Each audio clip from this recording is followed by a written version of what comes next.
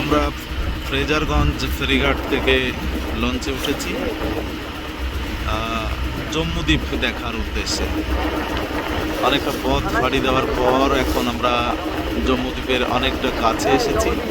খুব সম্ভবত জম্মুদ্বীপটা no man's land, যার ফলে এখানে আমাদের কাউকে নামতে দেবে না।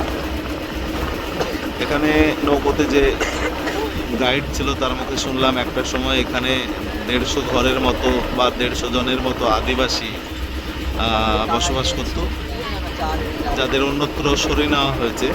বর্তমানে এখানে কেউ বসবাস করে না এবং কোনো মানুষকে এখানে নামতেও দেয় না। জনমানবহীন একটি দ্বীপ জম্মুদ্বীপ। খুব সম্ভবত জম্মুদ্বীপে আমাদেরও নামতে দেবে না। আমাদের হয়তো চারিপাশটা বা কিছুটা আশপাশ দিয়ে ঘুরে ঘুরে দেখানো হবে। আর এই ঠিক পাশেই এই দূরের যে অংশটা, সেখানটাই হচ্ছে সাগরদ্বীপ। এই জায়গাটা সাগরদ্বীপ, যেখানে কপিল মুনির আশ্রমে প্রতি বছর লক্ষ লক্ষ পুণ্যার্থী সাগর মেলায় অংশগ্রহণ করে থাকে। আমরা আরও অনেকটা কাছে এগিয়ে এসেছি সেই জম্মুদ্বীপের। অনেকটাই পরিষ্কার হয়ে উঠছে। দূর থেকে শুধু গাছ বা ঘন জঙ্গল দেখতে পাচ্ছিলাম। এখন এখানে বীজটাও নজরে আসছে। আরও কাছে যখন পৌঁছবো আরও বেশি পরিষ্কার করে দেখতে পাবো এবং সেটাও আপনাদের দেখার জন্য তুলে ধরবো। মাটিটাকে ধরে রাখে এর দু রকমের মূল আছে, একটা ঠেস মূল, একটা শ্বাস মূল। আর এই মাটি ধরে রাখে বলেই সুন্দরবনের যত বদ্বীপগুলো আছে সব কিন্তু ম্যানগ্রোভ গাছের কারণেই আছে, নাহলে কবে এই সমুদ্রের তলাতে তলিয়ে যেত। এবার 2008 সাল, তার ঠিক 30 থেকে 35 বছর আগে থেকে 120টা আদিবাসী ঘর ছিল এই জম্মুদ্বীপে বসবাস করতো এবং 1 থেকে 1.5 লাখ লোক শুটকি মাছের ব্যবসাটাও এই জম্মুদ্বীপে করতেন। বিশেষ করে যারা শুটকি মাছের ব্যবসাটা করতেন ক্ষতিটা করেছে ওনারা। কীরকম না, শুটকি মাছের ব্যবসা করতে গেলে প্রচুর জায়গার প্রয়োজন হয়, ওদেরকে খামার তৈরি করতে হয়। একটুখানি জায়গাতে শুটকি মাছ শোকায় না। ওরা ওই খামার তৈরি করতে গিয়ে কী করতেন না, প্রত্যেক বছর এইভাবে ম্যানগ্রোভ গাছ কেটে ফেলে দিয়ে সি বীজ বের করেছে। এগুলো কিন্তু সি বীজ ছিল না, সবই ম্যানগ্রোভ গাছ, জঙ্গল ছিল। ওরা ওই খামার তৈরি করতে গিয়ে প্রত্যেক বছর যদি এইভাবে ম্যানগ্রোভ গাছ কেটে ফেলে দিয়ে সি বীজ বের করে, বিশেষ করে ম্যানগ্রোভ গাছই তো মাটিকে ধরে রাখে, তাহলে কী হবে? এটা তো বঙ্গোপসাগরের ওপরের দ্বীপ। দ্বীপটা কিন্তু একটা দিনে তলিয়ে যাবে।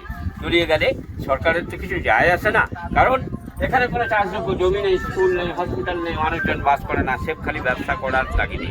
তাহলে ব্যবসা করতে গিয়ে যদি দ্বীপটাই তলিয়ে যায়, পক্ষান্তরে কিন্তু সরকারের একটা বিশাল ক্ষতি হয়ে যাবে। কীরকম? এই দ্বীপ তলিয়ে গেলে এই বঙ্গোপসাগরের তাণ্ডব ঢেউগুলো নাচতে গিয়ে আমাদের ওই 3খানা দ্বীপের ক্ষতি করে দেবে। 1 ফ্রেজারগঞ্জ, 2 পাতিবনিয়া, 3 মৌসুমী আইল্যান্ড। কারণ ওখানে চাষযোগ্য জমি আছে, স্কুল আছে, হসপিটাল আছে, মানুষজন বাস করে। তাই সরকার চিন্তাধারা করে এই দ্বীপটাকে বাঁচিয়ে রাখার তাগিদে এখান থেকে এই কারবার, বসতি, ওঠা নামা পুরোটাই ব্যান্ড করে দিয়ে নো ম্যান প্ল্যান করেছে।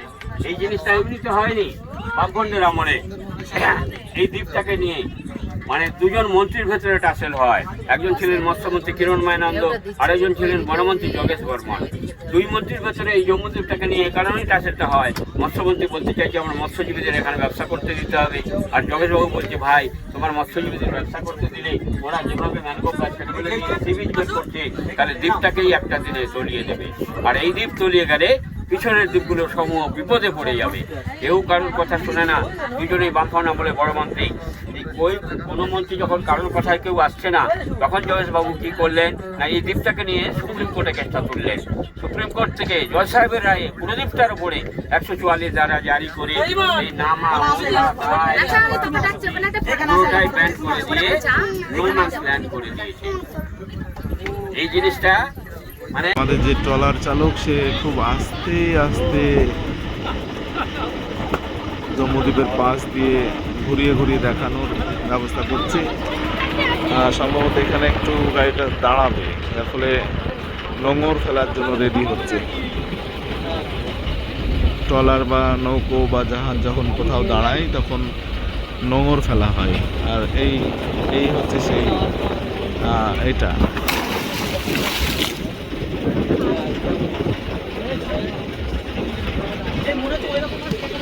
বিশাল এই দ্বীপ পুরোটাই বঙ্গোপসাগরের ওপরে অবস্থিত। 75,000 বিঘে জায়গার ওপরে এই জম্মুদ্বীপ পুরোটাই বঙ্গোপসাগরের ওপরে। এবার এই দ্বীপে একটা সময় মানে 2008 সালের আগে ওঠা নামা গায়ে কারবার বসতি সবই ছিল। এই 2008 সালের পর থেকে সরকার নো ম্যানস ল্যান্ড করে দিয়েছে। কেন করেছে, কি কারণ দর্শে করেছে, ওদেরকে কোথায় কোথায় পুনর্বাসন করেছে, এই জম্মুদ্বীপে কিছু পশু পাখি আছে, এই ম্যানগ্রোভ গাছ সম্বন্ধে প্রাকৃতিক নিয়মে আমরা যে বঙ্গোপসাগরের ওপর দিয়ে আসলাম, এই কোন কোন সময় কী কী রূপ ধরে, কোন নদী পের হয়ে কোন দ্বীপে যেতে হয়, সব কিছু আপনাদের সবিস্তারে বললেই আপনারা বুঝতে পারবেন। এবার খিদিরপুর বা হলদিয়া ডক থেকে যেসব জাহাজগুলি চলাফেরা করে, আমরা যে সাইড দিয়ে আসলাম এই সাইড দিয়ে চলতে পারে না, জল কম বলে, ওই জম্মুদ্বীপের অপোজিট সাইড দিয়ে চলাচল করে। আর ওই যে ম্যানগ্রোভ গাছগুলি দেখছেন, ওগুলো কিন্তু কোনো এক প্রকার গাছ নিয়ে ম্যানগ্রোভ গাছ হয় না। এর ভেতরে আছে যেরকম কেউ বানি, গোরান, কেয়া, কেওড়া। আপনারা এই যে জেটি থেকে লঞ্চে উঠলেন, এই যে খাড়িটা দিয়ে যাচ্ছেন, এই খাড়িটার নাম হচ্ছে ব্রিটিশদের নামে নাম। তা আপনারা প্রশ্নই করতে পারেন কেন? কারণ ভারতবর্ষে ব্রিটিশরা 200 বছর রাজত্ব করে গেছে। যখন যে লর্ড সাহেব আমাদের বকখালির বুকে শাসন করেছেন, ওদের স্মৃতি এখনো পর্যন্ত আমাদের বয়ে বেড়াতে হচ্ছে। যেরকম আপনারাও যে বেড়াতে এসছেন, আমরা যে বসবাস করি, আমাদের গ্রাম পঞ্চায়েতের নাম হচ্ছে ফেজারগঞ্জ। ফেজার সাহেব ছিলেন বলে ফেজারগঞ্জ। হেনরি আইল্যান্ড, হেনরি সাহেব ছিলেন বলে হেনরি আইল্যান্ড। সেরূপ এটাতেও এডওয়ার্ড সাহেব ছিলেন বলে এই খাড়িটার নাম হয়েছে এডওয়ার্ড দ্বীপ। এটা একটা দ্বীপ, এটার নাম পাতি বনিয়া। এটা একটা পোর্শন জঙ্গল, ফরেস্ট অফিস, তারপরে জনবসতি। আর এটাই হচ্ছে ফেজারগঞ্জ সি বিচ। আপনারা যদি বকখালির সি বিচে নেমে সোজা সি বিচ দিয়ে হাঁটতে হাঁটতে সমুদ্রের ধার ধরে চলে আসেন, একেবারে এই মোহনার মুখে চলে আসতে পারবেন। তবে পথটা 5 কিলোমিটারের, আপনাদের পক্ষে সম্ভব নয়, হয় টোটো, নাহলে অটো, নাহলে প্রাইভেটে করে এসে নেমে ঘুরে আবার বকখালি যেতে পারবেন। এই যে ম্যানগ্রোভ গাছগুলি দেখছেন, এগুলো কিন্তু কোনো এক প্রকার গাছ নিয়ে ম্যানগ্রোভ গাছ হয় না, এটা বিভিন্ন প্রকার গাছ নিয়ে ম্যানগ্রোভ গাছ হয়। এর যে কী ক্ষমতা, সব কিছু আপনারা সবিস্তারে জম্মুদ্বীপে গিয়ে জানতে পারবেন।